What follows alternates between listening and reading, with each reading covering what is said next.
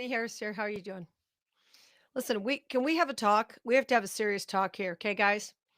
Because I am discovering that, hey, like my sweater, I am discovering that the Trump derangement syndrome, this may not be a shock to anybody, but the Trump derangement syndrome runs on both sides of the aisle. Can we start with that? We need to start with that be- because that is what is happening. Okay.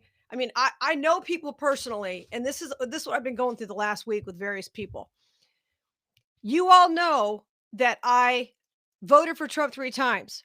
I am to the right of Attila the Hun. I love a lot of things he's trying to do. Now, most of it's getting stopped in the courts, or a lot of it's getting stopped in the courts. I understand that. But this derangement, this idol worship of Trump is sickening. He's not always right. He doesn't always have a master plan. And I have these conversations with people and I try not to start them because this is what I do for a living, and so when I'm off the mic, I'm not talking about Trump, believe it or not, much. But people will bring it up to me and "Oh, yeah, you don't understand." Like the other day, for perfect example, he had this press conference with Mondami, okay? He's calling the guy a communist. Then he gets elected, and then he's doing a meeting with him where they were all chummy chummy. Now, I understand we all have to deal with people you don't like. I don't care what occupation you're in. You have people in your world that you don't really like, but you put up with them because you have to be professional to them. I get all of that. But all I did was say that I found it disturbing. I did find it disturbing, because Trump's like the guy sometimes. Trump is like the guy in traffic who's screaming and yelling at you until you roll the window down. And then all of a sudden, and once again, this is from a Trump voter. But, we have to call it out. And we have to be able to be intellectually honest. You know how stupid you sound when you can't be intellectually honest and say, "Oh, Trump's always right. Look what he's doing. Da da da da da. Oh, he's got a plan." I had somebody say to me, "Oh, you don't know. He was playing Mondami like a fiddle." Really? Was he? Because I watched the press conference. I didn't see that. Really? Talking about how he can save the city and this and that. Now, I'm not talking about the fact that Trump should have given this guy a public thrashing or anything. He shouldn't have been rude necessarily. But when somebody's as bombastic as Trump is, and you're yelling and screaming and calling people all kinds of names at times, then you turn around and act like you like him. I mean, they were very. I didn't like it. That's all I said. And I had people. Oh, you don't get it. You don't understand. You've been bought by the left, not bought by the left wing media, but you've let the left wing media affect you. Excuse me. I watched the press conference. I have a pair of eyes and a pair of ears, and it's the same with what happened when he was up in Alaska a couple of months back. Remember that with Vladimir Putin, who flies into our country? They're going to have a big talk about Ukraine, going to get everything settled. And I was home cleaning stuff around the house, whatever I was doing. So I had the TV on. I thought, okay, because I don't watch news all day, shockingly. I don't even have cable. I don't sit around and watch Fox and Newsmax all day. I don't. Now I'll turn it on once in a while. I have a life. I'm reading all kinds of other books, doing other things with my life. And I get a little worried about people who watch this stuff all day long because you lose your perspective. Anyway, back to the Trump thing. I knew it was coming. I was in the house. Okay, I'll watch it.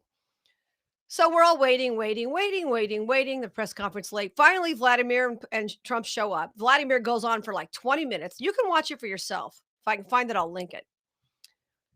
He goes on for like 20 minutes. I'm not kidding. At least 15 talking, Vladimir. Now, the problem with it was he's speaking Russian. The interpreter's talking over him. You couldn't understand really either one of them what was being said. They should have turned Vlad's mic down, turned the interpreters up. Hello. Then we would have known what he said. Okay. But anyway, he talked for like 15 minutes. With that horrible, vicious, evil smirk on his face. And then Trump gets up and mumbles something, talks for, I don't know, 2 minutes, and they walk away. There's nothing that happened, a big nothing burger. Why isn't the right calling this out? You know, everything CNN puts online, and I read all kinds of news every single day. And when I put things on Facebook, sometimes people say, oh, yeah, fun. CNN is a source, or NBC is a source, or whatever it might be. Well, I want you guys to know before I post something, I've looked at numerous sources. And sometimes I put the first one I come across or the 12th one I come across with, oh, can't be Forbes. What do you expect? Can't be CNN. They're not always lying, guys. They're not.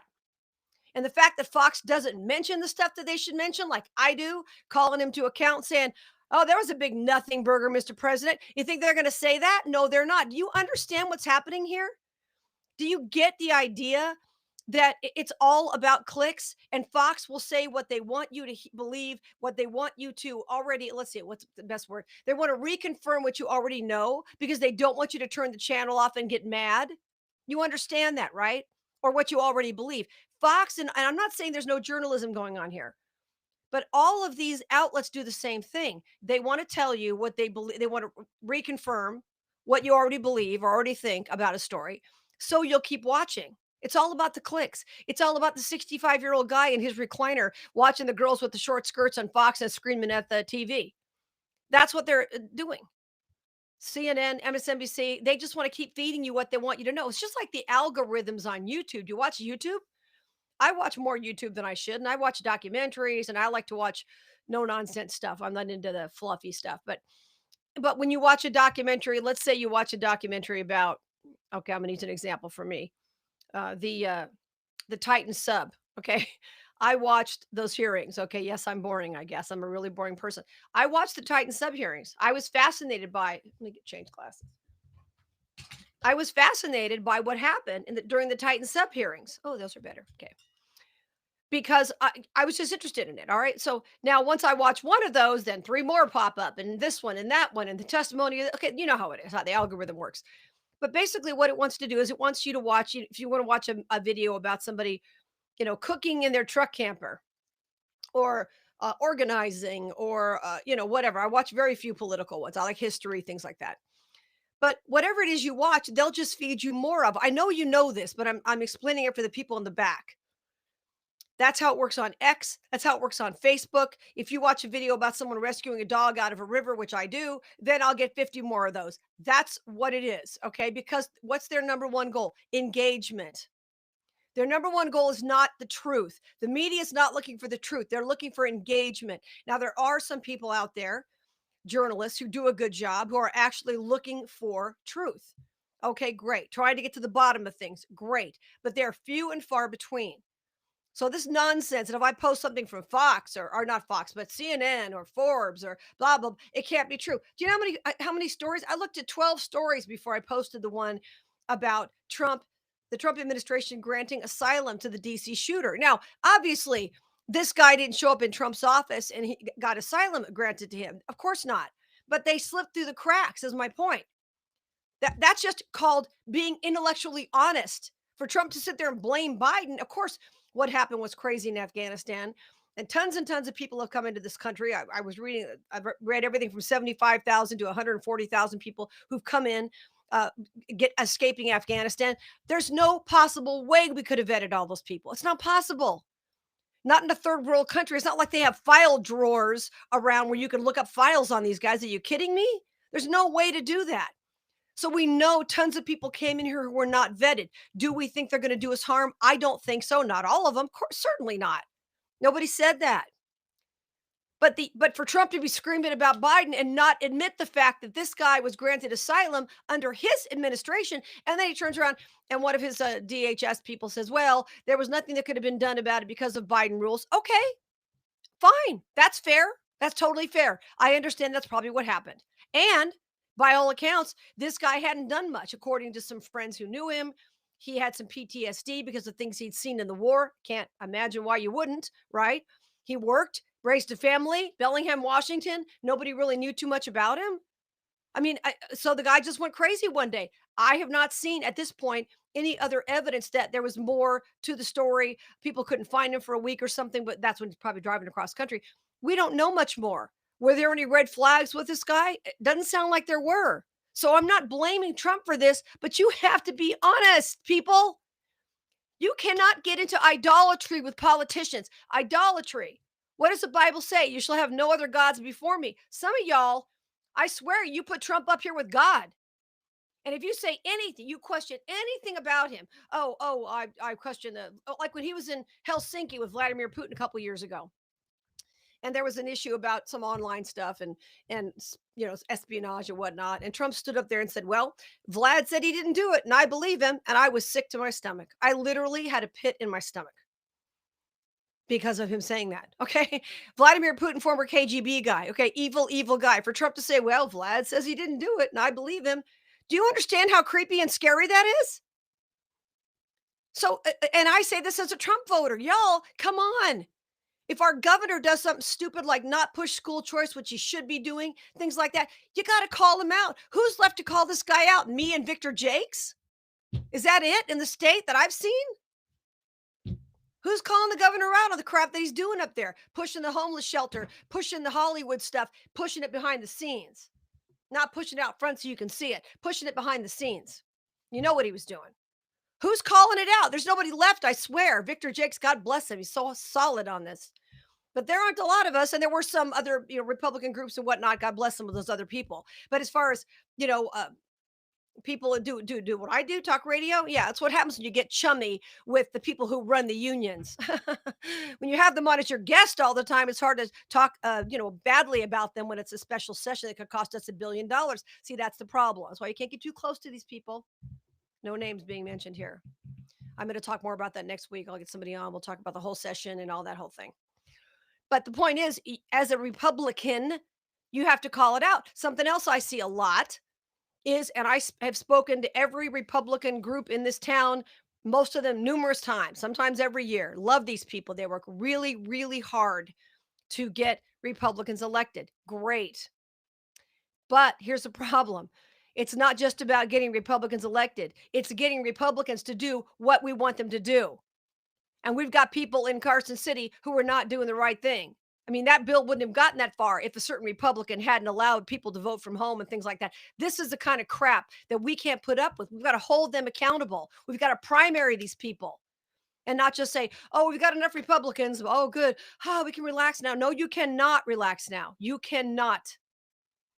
Now, I realize politicians, are pretty much all the same in a lot of ways. I know that. I get it. I don't put my trust in them ever. But because they are in office and they do vote on legislation that matters to all of us, I do want to hold them accountable. I do get upset when they do something stupid, especially when they claim to be something else. And some of these people claim to be conservatives. There are conservatives who are pushing for medical assistance in dying, which I will talk more about in future videos. Many of you know how I feel about that. It's disgusting. It's horrible. It's wrong. It's evil. Basically, it's government-sponsored murder of people, and and if you don't believe me, you can look at other countries where this is rampant. Now it's people who are having a problem, just having a problem getting through life now are able to use medical assistance in dying in some places. You don't think it goes down that slippery slope? Who do you think's pushing that? Insurance companies, because they want you off the rolls.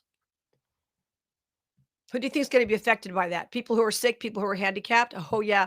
There's a woman on X I've been following for a couple of years now who's paralyzed from the neck down because of Moderna. Can't move, but she still wants to live and she's fighting to live. And every single time she's gone to the hospital for the last couple of years, they've offered her medical assistance in dying, which is what they call it in Canada. Every single time until she went to a Catholic hospital. The Catholic hospital didn't do that because the Catholic hospital values life. Now, I'm not Catholic. But are they the last ones standing up for this? I mean, you don't understand the slippery slope. Conservatives are supposed to be smarter than that and understand the ramifications of these things. Conservatives have to learn how to play this better. When there's a special session called, then notice how quickly the Democrats have these bills they magically throw on the desk that have funding for Planned Parenthood and all these things. Republicans have to play it like that. They have to be ready whenever there's an opportunity to get something passed. That's what the Democrats do. They get this stuff in there, try to get it in. They may not always succeed, but they try. Look at Obamacare. Obamacare should have been repealed. It wasn't just John McCain, by the way, who stopped it. It should have been repealed the minute the Republicans had the opportunity and back in the day, was it 2012, I guess, and the majority. Somebody should have pulled a bill out of their desk and said, "Here, we're going to repeal this," but they don't do it, and we don't get mad like we should. That's my point.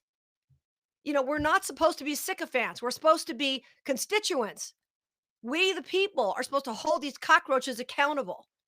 And I am tired of this narrative that you're anti-Trump if you say anything bad about somebody. Really? Is that true? I love my dogs, but if they poop on the carpet, which they don't, that nobody's a puppy, but if they poop on the lawn or the carpet, I'm not going to be happy. Doesn't mean I don't love. Oh, you hate your dog. No, I don't hate my dog. I just don't like it when he poops on my carpet or my rug. Maybe that's not the best analogy. Actually, maybe it is. Anyway, I just had to get this out today. Just a quick video because I'm furious by some of the things that I'm seeing. I want Trump to succeed. I'm glad he's my president. He's trying to do things, and many of the things I understand are tied up in the court. I understand it. But, he's also pushed things like in vitro fertilization for everybody. Why I don't want to pay for your IVF. Why should I pay for your IVF? Why should an employer pay for your IVF? These are not rights. How is that a right to have IVF? You know how much it costs? I know people who've gone through it and been successful. I know people who've gone through it and not been successful. Numerous rounds cost quite a bit of money. Fine, it's out of their pocket. I don't want to pay for that. Is that a conservative value? It is not. So we have to speak up, guys. And we can't be so in the tank for Trump that no matter what he does, it's all good. Then we look like morons. We really do. And I had somebody say to me the other day, "Oh, well, you're wrong about blah, blah, blah, blah. You need to watch Fox. You need to watch Newsmax. You need to watch this." And I thought to myself, have you ever turned on CNN? Have you ever watched anything else? Do you only watch those two networks? And do you really think they're telling you the truth about everything? You really think they're just not glossing over the things that Trump does that aren't correct? Because I'm not going to do that. We're supposed to be intellectually honest. So we have to be. So, anyway, okay. There's my rant for the day. But come on, guys. Let's not get into idolatry. God forbids idolatry. And it's so interesting, too. I'm going to do a future video on the AI thing. But idolatry takes many forms. Not supposed to worship any other gods before me. That's what God says. And that means some golden calf. That means whatever kind of thing. And that means Trump or any politician. You don't worship them. You don't make excuses. You don't try to do pretzel moves to make an excuse for what this person did and make it look like it was okay when it wasn't okay. And it wasn't furthering the conservative cause. And I'll keep standing up. If it's just me and Victor Jakes, then in Nevada, and a few people on the Republican side whose names you may not know, but who are working tirelessly behind the scenes. Other than that, I don't know many people who are. So we're gonna keep calling it out when it needs to be called out. That's what we're here for. That's what I feel like I'm here for. Okay, guys. I hope you had a great Thanksgiving.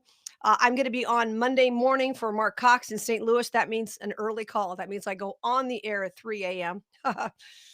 Yeah, and when I do that, I remember why I don't do it every day anymore. I'll do it 3 in the morning to 7 in the morning Vegas time. That's 5 to 9 Central time, and then I will crash. So, and then I'll be doing some other stuff next week. So I'll see you guys. Have a great weekend, and stand strong, okay? And please be intellectually honest, please. If conservatives aren't, who's going to be left, right? Right. Follow me on all the socials: Heidi Hair Show, X, Facebook, all that good stuff. Heidi.